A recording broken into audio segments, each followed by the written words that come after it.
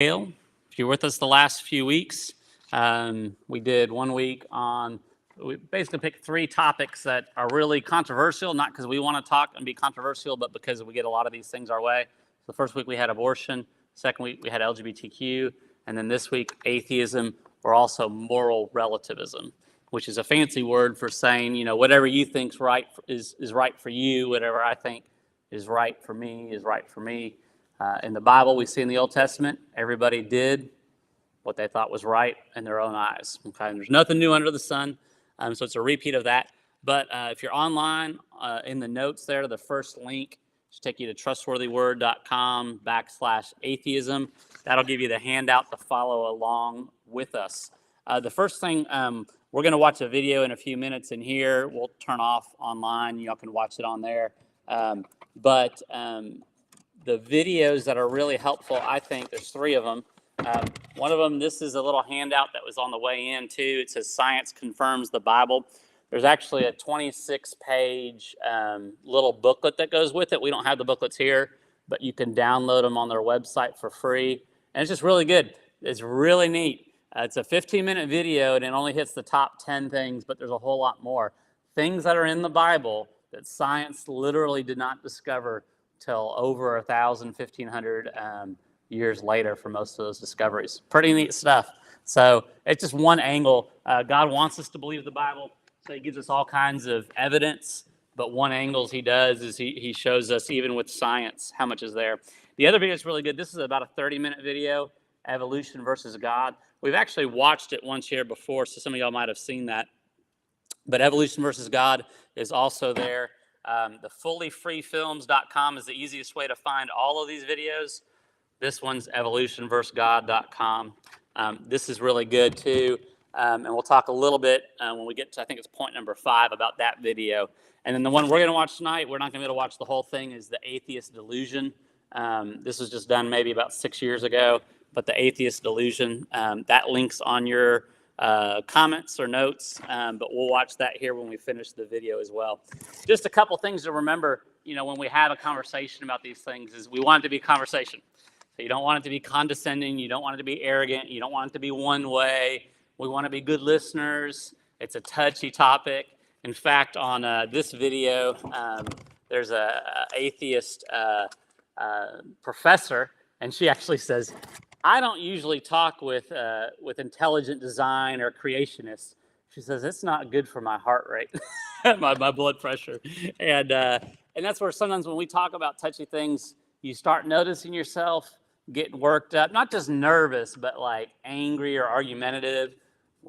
We usually gotta back it down. So being good listeners, being slow to speak, being active listeners, being kind, and really, I think, asking a lot of good questions.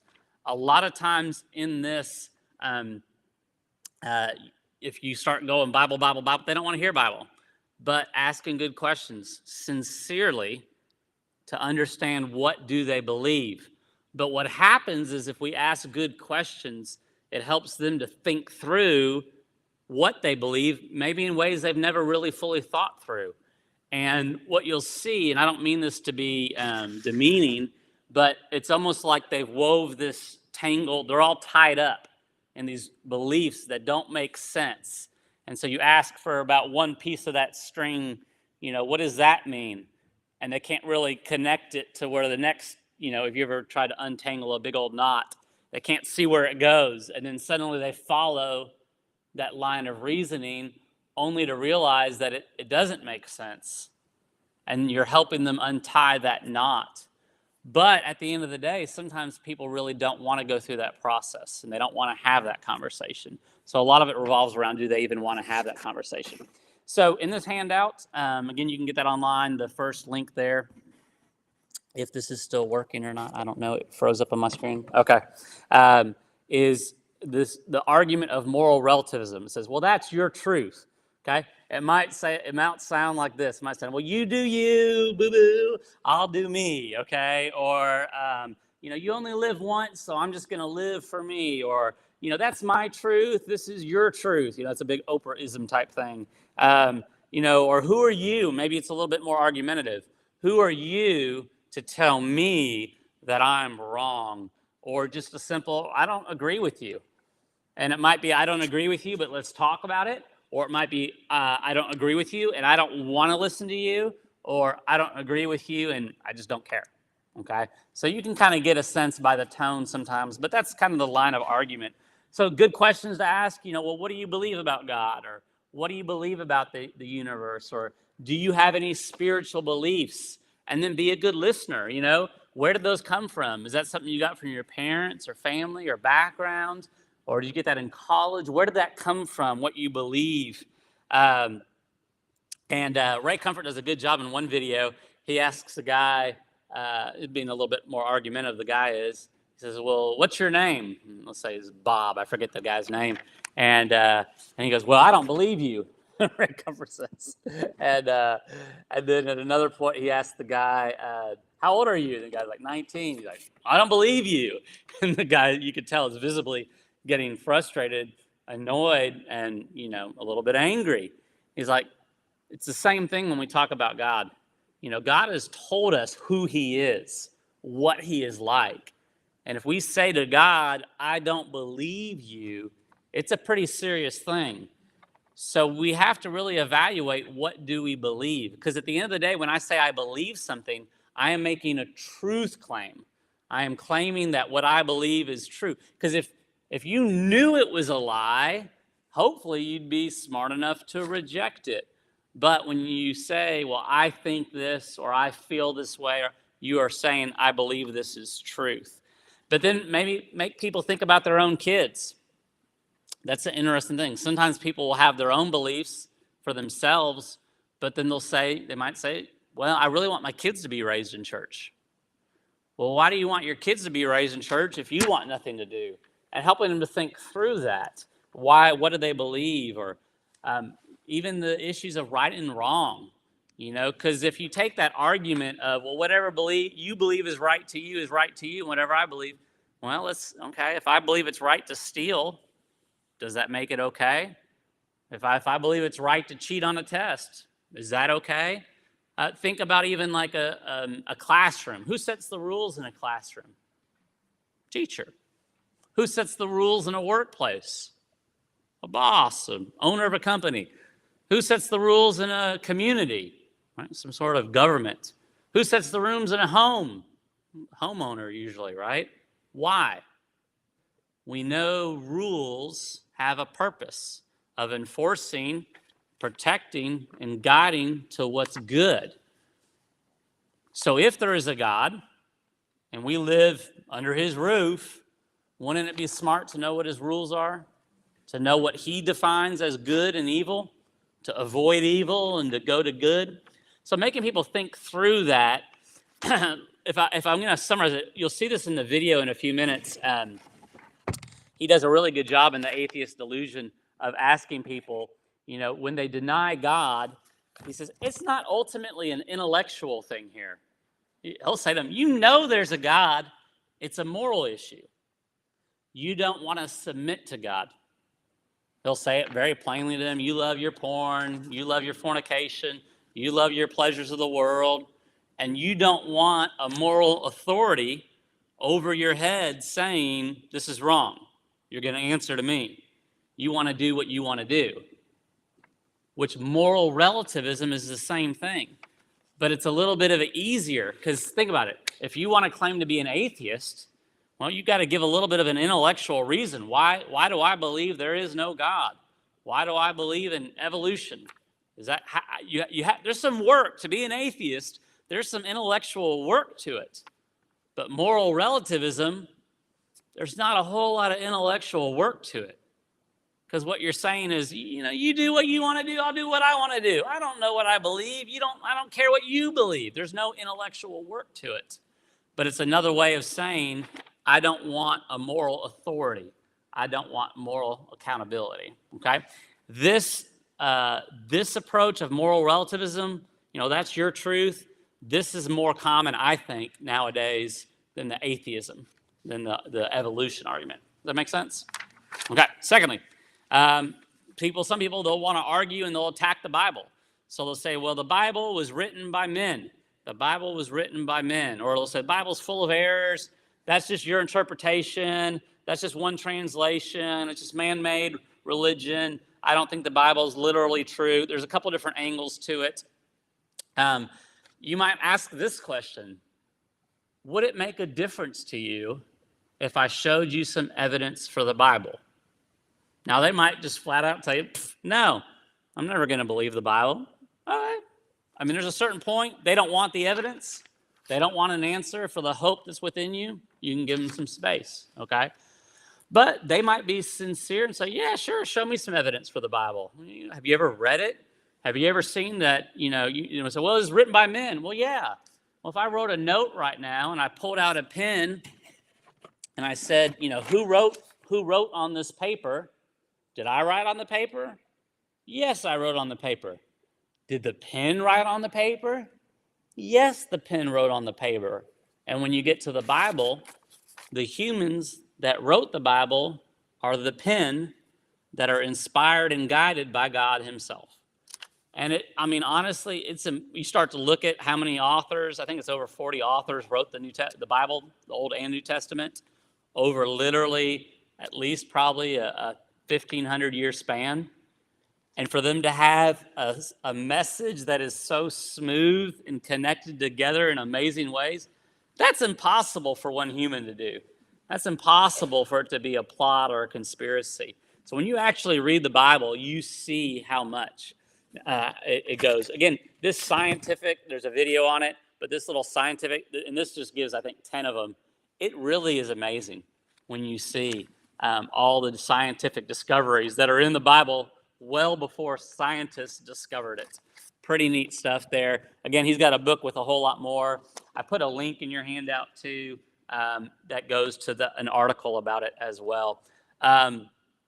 Sometimes people will attack it and they'll say, well, what about this? The Bible doesn't agree. You see this here and this, like they might show you numbers. In one place it says 26,000 soldiers, and another place it says 30,000. Like, see, they can't even get the numbers right. Hold on a second. That might appear to be a contradiction, but there's probably a good reason for that. Can you give me a little time to do a little research? GotQuestions.org is a great place to go. You can do it on the move, and I can almost guarantee you all those things that look like contradictions that people will use to attack the truthfulness of the Bible, GotQuestions.org has done a great job of giving an easy-to-understand answer there, okay? And then some of y'all have seen the handout for evidence for Jesus on Trustworthy Word.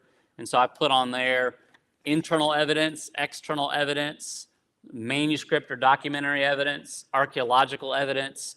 The Bible is the most accurate book in human history. It's really amazing. And God has given us so much evidence for us because he really wants us to believe, okay? But at the end of the day, that first question I asked, sometimes people don't even want the evidence. They don't want to be convinced. Again, it goes back to they don't want an authority. Maybe they got burned by somebody who claimed to be a Christian and was really ugly towards them. I don't know. But the evidence is there if they really want to consider it. Third, some people will say, well, all religions are just the same. As long as you're sincere in your belief, there's many ways to heaven, or Christianity is narrow-minded. Most people really, honestly, have no clue. It's complicated to understand what some of the world religions believe. And you don't have to understand them all. But here's the whole point. The whole point of a world religion is they make a claim. They make a claim to truth. They claim to be the only way to understand the universe correctly. Whether you have multiple, you believe in many, many gods like Hinduism, or you believe in some sort of mixture of that with human wisdom like Buddhism, or whether you're monotheism like Judaism or Christianity or Islam, or whether there's some sort of break-off cult. They all make an exclusive truth claim, which means they are either all wrong or only one is right. It can't all be right. That's the whole principle behind a moral exclusive truth claim. And I love this. Ray Comfort will use an example of a plane, and he'll say, if someone jumps out of a plane without a parachute, why would they die? Would they die because they didn't have a parachute? Or would they die because of the law of gravity? Well, the parachute's a piece of the equation here, but they die because they've broken the law of gravity. They're not designed to fly. So they crash and they die. At the end of the day, ignorance would not be an excuse jumping out of a plane. Okay? It wouldn't do you any good. It's the same way with the creator of the universe. Ignorance is not an excuse. And he has created his law and given it to us. And there's serious consequences to breaking his law. So, I mean, think about school. You go through years of school studying what? Math, science, history, English. And some of those classes you might put to good use. Some of them you may never use again, right? And I'm not trying to say school's not important. It is. But think about how much more important it is to take serious what you believe about God. Because if there really is a God, and he really has given a law, and we've really broken it, ignoring it, it's got some serious consequences. So these are some good questions to share there, a few scriptures as well. And some people will say, well, I don't believe in hell. They'll say, well, God is love, God forgives, there's nothing after death. What if they're wrong? You know, some of you very comfortable will say, why don't you go stand out in the middle of the road? And you say, I don't believe in 18-wheelers. I don't believe in 18-wheelers. I don't believe in 18-wheelers. Well, your belief doesn't change the reality of the situation. And you might use a personal example. What if someone, raped and murdered your wife? What about Adolf Hitler? You think he got off scot-free? You really don't think there's some sort of justice in this universe? Most people, in their heart, they want to believe there's justice, which means they believe there's a law, and they believe there's a judge, and believe there's some version of a prison or punishment. And because we have a good God, his law is good, and his justice is perfect, even in the most horrific things. A lot of people don't want to believe in hell or talk about hell because they're under God's wrath. And there's part of them that they know it, and they don't want to talk about it. It's like the subject of death itself. Hell's hard to talk about. Death is hard to talk about. It's the number one fear of all mankind. But sometimes people are thinking about that. When I first was in seminary, I heard some professors say, they're like, we love doing funerals. We hate doing weddings. And I'm like, that's crazy. Like, weddings happy, funerals sad. Wouldn't you rather do a wedding than a funeral? So no. Weddings, they get sometimes too much into the details, too stressful. But funerals, you got people's attention. Some people who want to step foot in a church are about to hear a preacher talk about life and death, heaven and hell. And so, asking good questions about what they believe about the afterlife, what they believe about death. Are they prepared for their own death? That's another good one. Good questions to ask. Fifth, am I a good person argument. And so they say, I'm not bad. I don't deserve hell.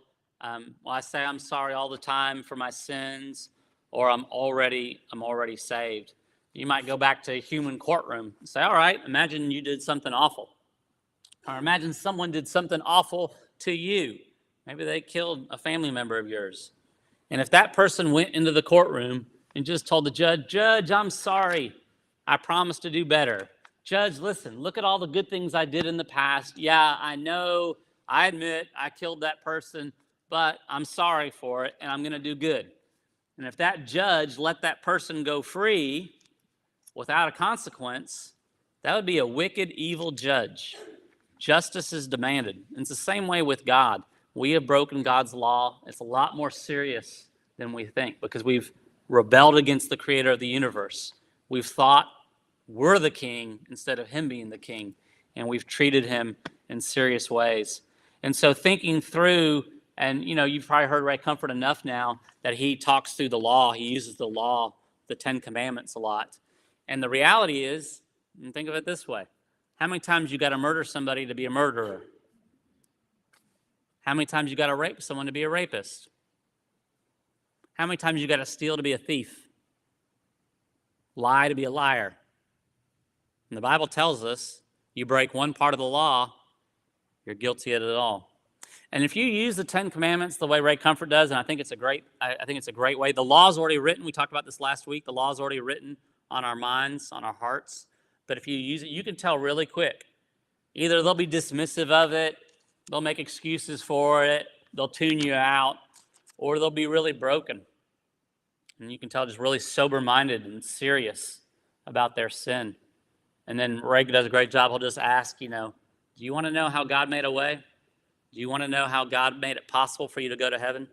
I can tell you're taking your sin serious. Yeah, I can tell right now you realize you're not a good person. So those are some ways to do that, to talk through that. Lastly, there is no God argument. Again, the video we're about to watch, which is the atheist delusion, will have some approaches to that. The evolution versus God. One thing that's really good if someone wants to talk about evolution, you could just use questions like, okay, help me understand evolution. I'm no scientist, right? Help me understand. Where did I come from? They might jump, you came from cosmic stardust. No. Where did I come from? Well, you came from your mom and dad. Okay. Where did they come from? Okay. Where did the first humans come from? And you ask these questions and at a certain point, they're going to get tripped up. Not because they're dumb people, but because there is no scientific evidence for Darwinian evolution. Now, this is important. Microevolution, so think microscope, you're looking at small things. Microevolution means small changes. So, for instance, Darwin studied finches. What did he observe? Different finches had different types of beaks. Why? Different kinds of food. Well, things can change in small amounts, like beak shape or beak size, in a way that might be observable, that you see different small species. But macro, so think big, like Big Mac, all right? Macroevolution is what Darwin was arguing for. Charles Darwin was arguing for a monkey becomes a human, a fish becomes a bird, or, this big changes between the kinds or groups of animals, not just speciation or small change. Well, think about science. What is science? What is the scientific method? The whole point of the scientific method is I've got some way I can observe something, some way I can test something, and then some way I can repeat that. Okay? Ray Comfort over and over asks the same question to college professors, university professors, majors in the sciences, and he asks them, can you give me one example of scientific evidence of Darwinian evolution? You can't. Why? It's not observable. You can't observe that. They haven't observed it. They can't test it, and they can't repeat it. So it's guesswork. They pull out this one fossil and this other fossil and say, see, this one was becoming this one. But there is no scientific evidence. Darwinian evolution. And you could even, and you'll see this in the video, go back a little bit further than that. Let's say you skip the evolution process and you get back, well, where did that first bacteria come from? Where did those first atoms come from? How did those two atoms, if there was two atoms, where did they even come from? How were they set into motion? How did they actually hit each other? And then how could two atoms multiply into four atoms? There's so many laws of thermodynamics. There's laws of order and disorder that this whole concept of Big Bang breaks all of these things. One way I like to say about it is think about your kid's room. You have your kid go to the room, and you have the kid clean it up. Well, there's been an intelligent force that has gone in there and organized things. What's going to happen to that kid's room over time? It's going to go from order to disorder. It always does that. It goes from order to disorder unless someone comes in and changes it. The whole concept of the universe going from disorder to order does not make sense. And Ray Comfort says it really well. He'll say, so help me understand. You believe in the scientific impossibility that nothing created something. Nothing created something. How does that happen? How can nothing create something? And it can't. And a more simple way of saying it, and I think it's really helpful to me, you're in a building right now, or maybe you're in a car. But when you're in a building, you know There was an architect. There was a designer. There was a plan. There was a builder. You look at art on there's stained glass. You see art. There was an artist. You read something that was written. You know there's an author. It would be nonsense to say these two sheets of paper over millions of years, wood particles descended from the sky, assembled themselves into these thin sheets, then droplets of ink molecules formed themselves into coherent words and sentences to communicate a message. And you'll see this in the Atheist Delusion. This little booklet or a book, a full book, is still so small and simple compared to your DNA. Your DNA carries an infinitely more complex, lengthy message than a huge book does. So it would be nonsense to say that this book just appeared out of thin air. The book of life, your DNA, doesn't just appear out of thin air. It doesn't just evolve from chaos to order. Somebody intelligent, somebody creative had to have done that. So that's some of the different arguments. Of course, there's little subsets to all of that. What else did I have there? You might, sometimes these conversations, you could just start with a generic question, of course. And again, that fully free film, all these movies have almost had 4 million views. I think the one the Evolution versus God got yanked off of YouTube, but they were able to put it back up. So we're going to watch, thank y'all for joining in online. We're going to watch The Atheist Delusion. And you can either go to atheistmovie.com to watch it. It's about 60 minutes. Or you can go to fullyfreefilms.com. The link should be in there. Thank you for joining us. Y'all have a good night.